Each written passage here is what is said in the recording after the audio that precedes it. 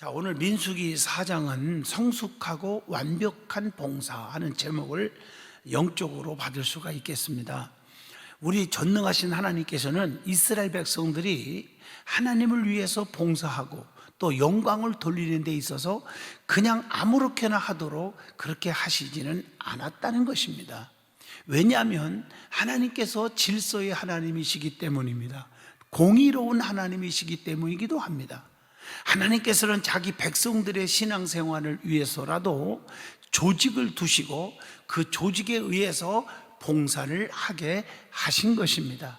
오늘날 이것은 교회에서도 마찬가지라고 봅니다. 하나님께서 기뻐하시는 뜻에 따라서 일을 나누어 질서 있게 감당하는 것이 보기에도 아름다운 것인 줄로 믿습니다. 그러면 구체적으로 하나님이 교회에 봉사하려면, 하나님의 교회에 우리가 봉사하려면 어떻게 해야 되겠느냐는 것입니다. 그 답이 오늘 민수기 4장에서 답을 주고 있습니다. 첫째로 본문 민수기 4장 1절로 3절에 보면 신체적으로나 신앙적으로 성숙해야 한다는 것입니다. 우리가 믿음 생활하면서 10년, 20년을 다녀도 믿음이 자라지 못하는 사람들이 너무 많아요. 성숙하지 못해요. 우리 믿음 생활 잘하다 보면 자기 자신이 변화가 됩니다. 그래서 인격이 달라지고요, 또 온유한 사람이 되고 성령의 열매를 맺게 되는 줄 압니다. 어떻든 간에 믿음도 뜨거워지게 해야 될 줄로 믿습니다. 하나님께서는 레위 지파로 성전 봉사에 참여할 자는 30세에서 35세가 되어야 한다고 못을 박아놓고 있습니다. 이것은 우리 인생이 아무리 하나님께 구별된 자라 할지라도 미숙한 나이보다는 가급적이면 교육과 훈련을 제대로 받고 성숙한 나이, 육체적으로나 정신적으로 말입니다. 그 성숙한 나이에 봉사해야 함을 여기서 말을 해주고 있다는 것입니다. 자, 예수님께서는 누가복음 3장 23절을 봐도 30세가 되어서야 공생애를 시작하게 되었음을 우리는 잘 알고 있습니다. 교회 헌법에서도 목사가 되려면 최소한 30세가 되어야 하고요, 장로도 40세는 되어야 한다는 것을 밝혀주고 있을 때가 있었죠. 자, 한 사람이 남을 위해 봉사하거나 가르치려면 일정한 지식과 경험이 겸비되어야 함을 간접적으로 성경 말씀 통해서 가르쳐주고 있다고 볼 수 있습니다. 자, 사도행전 6장 3절 보면 너희 가운데서 성령과 지혜가 충만하여 칭찬받는 사람 7을 택하라. 우리가 이 일을 그들에게 맡기고. 자, 하지만 신앙이 좋다는 사람들은 세상 지식에 대해서 가볍게 말하는 사람이 있습니다. 그러나 이는 극단적인 생각이라고 볼 수밖에 없습니다. 가르치는 사람과는 달리 가르침을 받는 사람은 여러 계층의 사람이 있다는 것입니다. 그 중에는 불신자가 있을지라도 정말 거기는 불신자도 많이 있을 거예요. 또 고의적으로 교회를 해하려고 들어온 불순자도 끼어 있을 수도 있고요. 어떻든 간에 이런 경우에 지식과 지혜와 분별력, 경험 등이 없어서는 감당하기 힘든 문제일 겁니다. 물론 하나님께로 받은 소명은 더 많을 나위가 없겠죠. 이스라엘 백성은 모두 하나님께서 특별히 사랑하시는 선민이었음에도 불구하고 하나님께서 일꾼을 세우실 때에는 엄격한 기준을 근거로 하여서 세우셨다는 사실을 잊어서는 아니 됩니다. 사도행전 6장 2절로 4절 보면 우리가 하나님의 말씀을 제쳐놓고 접대를 일삼는 것이 마땅하지 아니하니 형제들아, 너희 가운데서 성령과 지혜가 충만하여 칭찬받는 사람 7을 택하라. 우리가 이 일을 그들에게 맡기고 우리는 오로지 기도하는 일과 말씀 사역에 힘쓰리라, 이렇게 말했어요. 사실 우리가 교회 안에서 큰 일을 하고 싶은 사람들은 정말 성령에 충만해야 돼요. 그리고 지혜가 충만해야 돼요. 많은 사람들은 지혜가 없어요. 아는 건 많은데 지혜가 없어서 말을 함부로 하고, 말을 한 것 때문에 많은 사람의 영혼을 구원하기는커녕 상처를 주고 하나님과 멀어지게 하는 경우를 종종 봅니다. 저는 꼭 부탁합니다. 지혜를 구하십시오. 지혜가 충만한 성도가 되어야 합니다. 그래야 하나님 앞에 열매 맺는 사람, 쓰임받는 큰 그릇이 될 수가 있다고 봅니다. 자, 그렇다면 우리가 생각하는 교회 봉사의 기준은 무엇이냐는 것입니다. 여러분, 그 기준에 합당하다고 생각하고 있느냐는 것입니다. 이 세상의 기준과는 어떻게 다른지 한번 생각을 해보셔야 합니다. 특별히 세상 사람들은요, 기준을 외모를 보고 판단을 해요.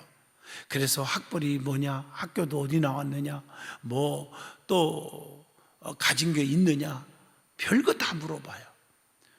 또 재산은 얼마나 되느냐. 여러분, 우리 하나님은 그걸 보는 게 아니에요. 중심을 보시고 쓰신다는 것입니다. 성경에 보면, 다윗도 보면 하나님이 중심을 보시고 쓰신 것이 다윗의 다른 것을 보고 쓴 게 아닙니다. 다윗의 마음속에는 늘 어린 나이 때부터 말씀을 귀하게 여겼고, 또 골리앗을 물리칠 때도 너희는 창과 검과 단창으로 세상적인 것으로 덤벼오지만 나는 만군의 여호와 이름으로 나가노라 하고 골리앗을 이겼지 않았습니까? 자, 하나님이 주시는 지혜, 하나님이 주시는 능력, 은사, 성령의 충만함을 가지고 일할 수 있는 사람이 되어야 됩니다. 자, 두 번째입니다. 하나님의 교회에 봉사하려면 어떻게 해야 되느냐? 오늘 본문 4절로 33절의 답이 나오고 있습니다. 은사와 직책에 따라서 임무를 수행하여야 하는 것입니다. 자, 하나님께서는 하나님의 임재를 상징하는 성막에서 해야 될 일들이 너무나 많이 있음을 아시고 성막 봉사를 효율적으로 하도록 한계를 정하셨다는 것입니다. 오늘 본문 4절로 15절을 보면 레위의 첫째 아들인 고핫 자손에게는 성소의 모든 기구들을 담당하도록 하셨어요. 그들이 맡은 성소의 기구들은 자, 바로 휘장, 증거궤라든가 진설병, 또 상, 등대와 등잔, 물두멍, 금향단, 번제단, 이런 것들이 있지 않습니까? 그들은 이 기구들을 옮길 때 반드시 어깨에 메고 운반해야 했습니다. 그리고 둘째 아들인 게르솜 자손들은요, 성막의 모든 휘장과 청막, 줄 등등 모든 기구와 해막, 성막의 문장, 출입구 막, 뜰의 문장 같은 것들을 담당하도록 했음을 알 수가 있죠. 자, 본문 21절로 28절을 보면 그들은 이것들을 옮길 때 수레에 싣고 이렇게 정성껏 운반했음을 알 수가 있습니다. 자, 본문 29절로 33절 보면 마지막 셋째 아들인 무라리 자손들은 성막의 기둥과 받침들을 수레에 싣고 운반하는 일을 도맡아 하였다는 것이죠. 바로 장막의 널판이라든가 띠, 기둥, 받침, 말뚝, 줄과 그 외의 모든 기구들이 그들이 맡은 일이었다는 것입니다. 이렇게 하나님께서는 당신이 하고자 하시는 일을 아주 구체적으로 지시해 주셨음을 우리는 알 수가 있습니다. 이러한 하나님의 세심한 배려와 섭리는 지금도 마찬가지라고 봅니다. 누가복음 12장 7절 보면 너희에게는 심지어 머리털까지도 다 세신 바 되었나니 두려워하지 말라. 너희는 많은 참새보다 더 귀하니라. 자, 우리의 사소한 일 한 가지라도 하나님의 계획과 섭리 밖에서 이루어지는 일은 하나도 없다는 것을 우리는 아셔야 합니다. 그러므로 이제 우리는 매일매일 말씀을 통해서 하나님 말씀 듣기를 추조하지 말고 나에게 맡겨진 일이 무엇인지 발견하고 받은 은사와 직책에 따라서 자기 임무를 반드시 수행하여야 할 것입니다. 그래서 계시록 2장 10절 가운데 보면 환난이 엄청나게 우리에게 불어오지만 그 가운데서 네가 죽도록 충성하라. 그리하면 내가 생명의 관을 네게 주리라 그랬습니다. 우리가 주일 하는 사람들은요, 솔직히 말해서 높고 낮음이 없습니다. 주일 하는 사람들은요, 맡은 일에 최선을 다하면 됩니다. 한 달란트 받은 사람은 최선을 다하지 않고 묻어놓고 그냥 가지고 와서 악하고 게으른 종아, 심지 않은 데서 네가 거둔 줄 알았니? 있는 것까지 뺏기고 바깥 어두운 게 내쫓임을 당했지만, 그러나 2달란트 받은 사람, 5달란트 받은 사람은요, 열심히 최선을 다해서 배의 이익을 남겼으므로 착하고 충성된 종아, 네가 지극히 적은 일에 충성하였음에 내가 더 많은 것을 네게 주며 내 주인의 즐거움에 참여할지어다. 이렇게 마태복음 25장을 통해서도 알 수가 있습니다. 자, 하나님께서 우리에게 맡겨주신 일 가운데 높고 낮음이 있다고 생각하십니까? 없습니다. 크고 작은 것 아닙니다. 내게 능력 주시는 자 안에서 내가 모든 것을 다 할 수 있느니라 라고 말씀했고, 내게 능력 주시는 자 안에서 내가 모든 것을 다 할 수 있다고 성경은 말합니다.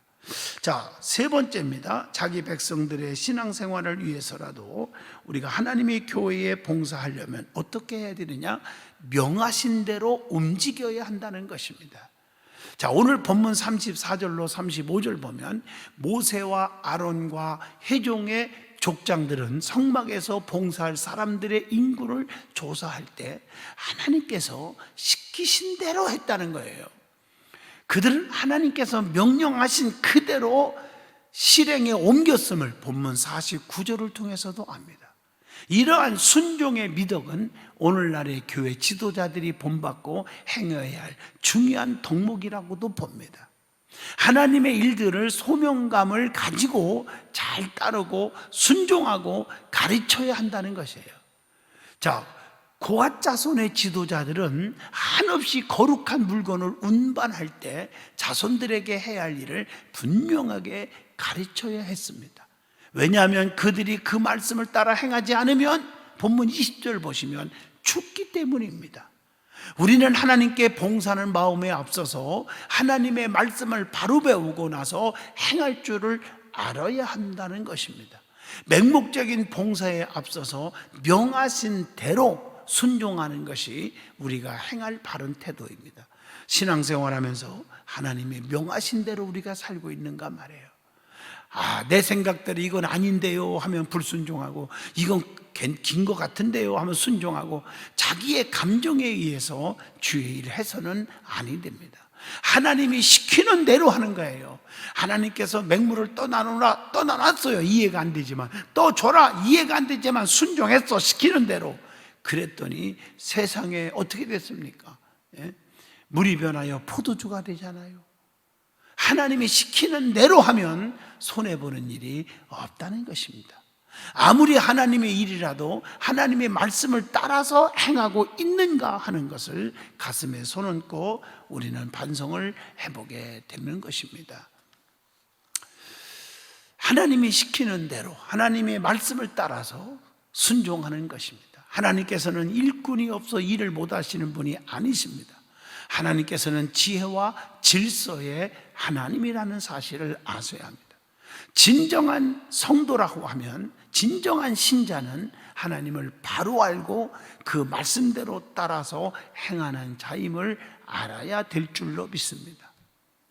자, 성경에 보면 하나님이 누구인지를 바로 알려주고 일을 시키잖아요.